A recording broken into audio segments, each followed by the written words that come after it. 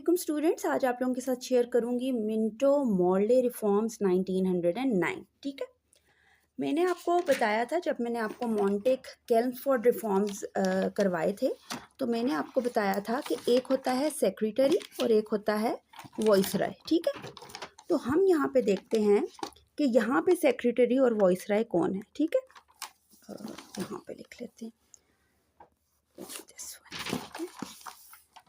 Viceroy होता है एक, ठीक है, और एक होता है सेक्रेटरी। ठीक है, ये दोनों ही इंडियन काउंसिल एक्ट या इंडियन जो रिफॉर्म्स हैं उनको वो इम्प्लीमेंट करते हैं और वो ही इनको बनाते हैं। ठीक है, अब मिंटो मॉर्ले रिफॉर्म्स 1909 में जो मिंटो है, लॉर्ड मिंटो, वो थे वॉइसराय। ठीक है, लॉर्ड मिंटो जो हैं वो वॉइसराय थे, मिंटो। और सेक्रेटरी कौन थे? मॉर्ले।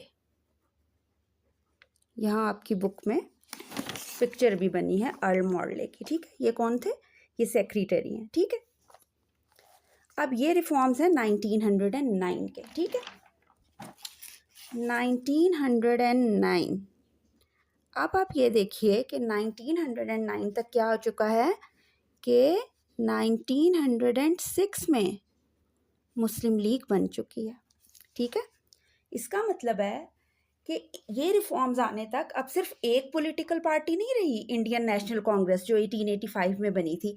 अब एक और पॉलिटिकल पार्टी बन चुकी है जो कि मुसलमानों ने बनाई है, that is known as All India Muslim League. ठीक है, तो इसका क्या मतलब है कि अब ये दो पॉलिटिकल पार्टीज बन जाने की वजह से जितने भी लोकल इंडियंस थे, वेदर देवर मुस्लिम्स वेदर देवर हिंदूज, अब इनको अपने पॉलिटिकल राइट्स के बारे में और ज़्यादा अवेयरनेस हो गई है। ठीक है, क्यों? क्योंकि अब तक हमारी दो पॉलिटिकल पार्टीज बन चुकी हैं।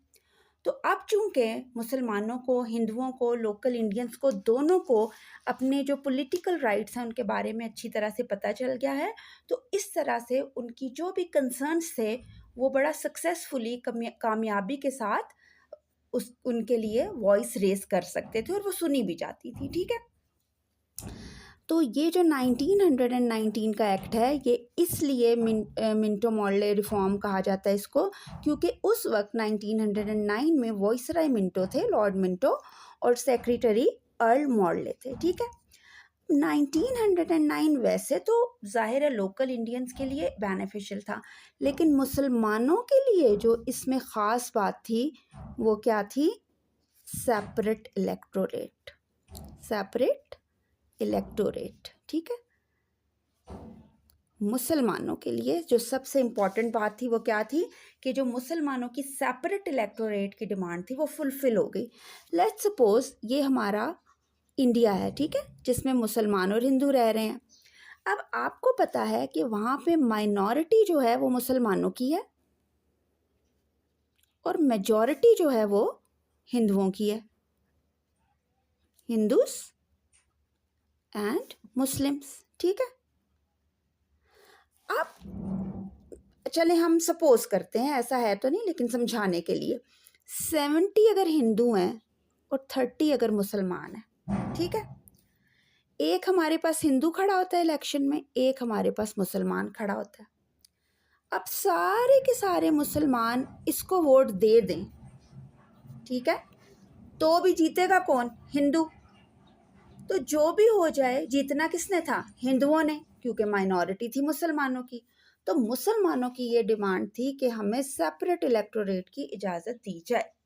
तो जो मिंटो मॉर्ले रिफॉर्म्स हैं उनमें मुसलमानों के लिए सबसे अच्छी बात क्या हुई कि उनकी सेपरेट इलेक्टोरेट की जो डिमांड थी वो फुलफिल हुई।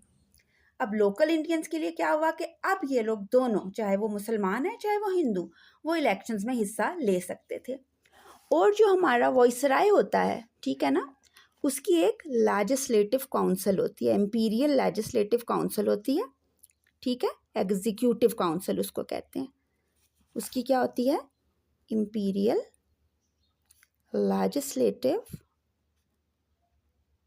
काउंसिल होती है। ठीक है, उसको सर्व करने के लिए कुछ मेंबर्स होते हैं जो कि ब्रिटिश से ही होते हैं, लेकिन 1909 में हमें क्या कंसेशन मिली, 1909 में हमें क्या कंसेशन मिली कि अब इनको सर्व करने के लिए टोटल 60 इंडियन रिप्रेजेंटेटिव्स हम सिलेक्ट करेंगे, ठीक है, 60 इंडियन रिप्रेजेंटेटिव्स हम सिलेक्ट करेंगे। इन 60 में से जो 37 होंगे वो ऑफिशियल होंगे, मतलब वहाँ पे पेपर वर्क हुआ होगा, उनको अपॉइंटमेंट लेटर मिला होगा, और बाकी कितने बचे, 23, ठीक है, 23 बच के बाकी वो होंगे नॉन ऑफिशियल, लेकिन होंगे कौन, लोकल इंडियंस, उसमें मुसलमान भी शामिल हैं और हिंदू भी, ठीक है। अब हम इसको स्टडी करते हैं, अगर कुछ समझ नहीं आए तो हम उसको देख लेंगे।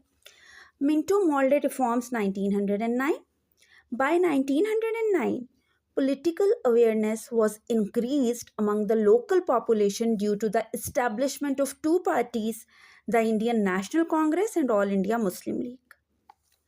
The concerns and opinions of the Muslims and Hindus were voiced successfully.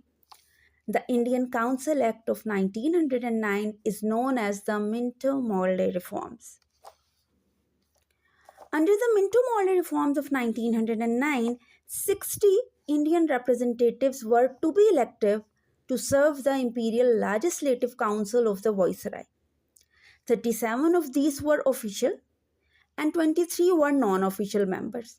It allowed Indians to take part in elections. The demand for a separate electorate by the Muslims was accepted under the 1909 or the Minto-Morley Reforms. उम्मीद करती हूँ आपको ये act समझ आ गया होगा। अगर समझ आए तो चैनल को सब्सक्राइब करें, लाइक करें, शेयर करें। दुआओं में याद रखिएगा। अल्लाह हाफिज़।